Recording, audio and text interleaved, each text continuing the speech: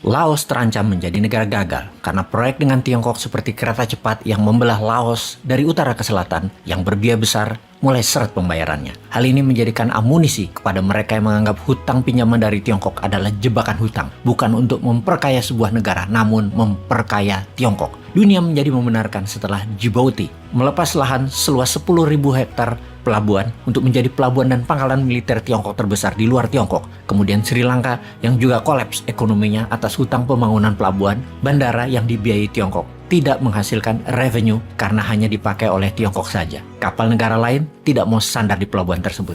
Kemudian jalanan yang membelah Pakistan dari perbatasan Tiongkok ke selatan Pakistan ke pelabuhan juga tidak menghasilkan traffic yang baik. Intinya semuanya bangkrut, merugi, tidak bisa bayar cicilan. Seperti Djibouti dan Sri Lanka, aset tersebut disita Tiongkok. Cerita tentang Laos hutang Tiongkok beberapa tahun yang lalu meledak baru di bulan Juli ini. Laos menyatakan tidak sanggup, default. Ini menjadikan amunisi bagi pengkritik China debt trap diplomasi, dalam tanda kutip, yang dengan lantang mengatakan, tuh kan, gue bilang juga apa. Dapat dipastikan, ke depan proyek Tiongkok di Laos diambil alih Tiongkok selama 50 tahun ke depan. Laos tidak perlu membayar cicilan dan pokok, namun selama 50 tahun dikelola Tiongkok aset-aset pembangunan tersebut, salah satunya kereta cepat di Laos, diambil Tiongkok. Pastinya, Laos memiliki hutang 14,5 billion dolar. Kecil memang kalau dalam ukuran dagang, namun Laos bukan negara eksportir kelas dunia. Hutang yang bernilai 14,5 billion cukup membuat ekonomi Laos terganggu, karena 14,5 billion adalah 88% dari nilai GDP negara Laos. Dan itu hutang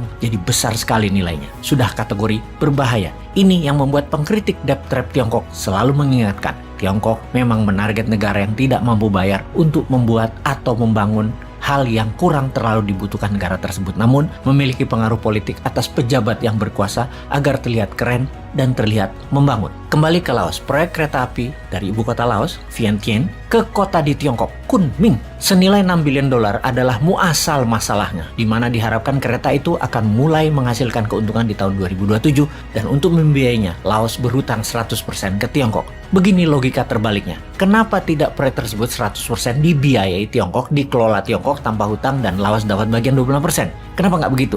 Atau pakai strategi BOT, Build, Operate, and Transfer, di mana Tiongkok yang bangun, Tiongkok yang kelola, kemudian di tahun ke-20 ditransfer semua kepemilikannya ke Laos. Jadi Laos nggak perlu jaminan, tidak perlu hutang. Tetapi mengapa pilihannya? Kenapa Tiongkok yang membangun, Tiongkok yang biayain, dan pakai jaminannya Laos? Sudah mulai paham sejauh ini. Ya, Tiongkok sesungguhnya bisa bangun pakai bagi hasil atau kelola model BOT. Tapi kan pejabat Laos ingin cuan, dan pejabatnya Laos pinter urusan melihat peluang begini. Dengan proyek milik Laos, kesannya para pejabat berkuasa itu bisa mendapatkan nama serta dapat komisi. Tiongkok memang modusnya begitu. Banyak pejabat Laos yang berbasis militer kena dengan jebakan harta dan tahta model begini. Untung di Wakanda enggak ya. Dalam sebuah studi dari Nikkei ASEAN Review, proyek ini sesungguhnya tidak menguntungkan. Mahal biaya transfer tersebut di atas kemampuan bayar rakyat Laos. Kemudian cara bayarnya yang aneh, bukan berdasarkan omset kereta tersebut, namun dicicil lunas hingga tahun 2025. Hal ini yang membuat lumpuh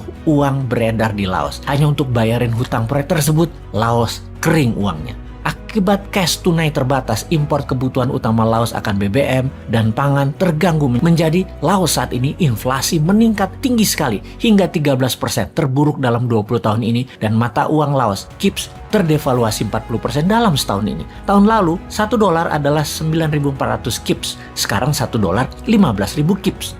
Sama ya, 1 dolar 15 ribuan, kayak rupiah ya. Balik ke Laos. Laos inflasi dan devaluasi bukan karena efek perang Ukraina, tetapi jauh sebelumnya. Ditambah perang Ukraina dan harga BBM dunia naik, Laos bangkrut dan gagal bayar hutang jadinya. Bagaimana Indonesia melihat peluang ini? Laos adalah negara ASEAN. Kalau Indonesia mau jadi raja di ASEAN, bail out hutang Laos. Lakukan seperti India membail out sebagian hutang Sri Lanka. India pasang kaki di sana, di mana India bisa menjadikan Sri Lanka buffer country, juga kendali ekonomi Sri Lanka. Demikian juga strategi luar negeri bernegaranya Indonesia. Dulu Indonesia kendalikan Vietnam, Thailand, Malaysia, dan Singapura. Sekarang ada peluang lagi, yaitu ambil Laos, kemudian Myanmar, Solomon Island, dan Bougainville, serta Timur Timur. Semua bisa Indonesia pengaruhi. Indonesia harus ambil peluang, jangan malah Indonesia kayak Laos. Enggak lah, pinter pejabatnya kok. Enggak mungkin kejebak kayak Laos yang pejabatnya super ego dan rakyatnya nggak paham karena dijejali buzzer propaganda supaya nggak ngeh jebakan Tiongkok, malah memuja Tiongkok. Indonesia beda.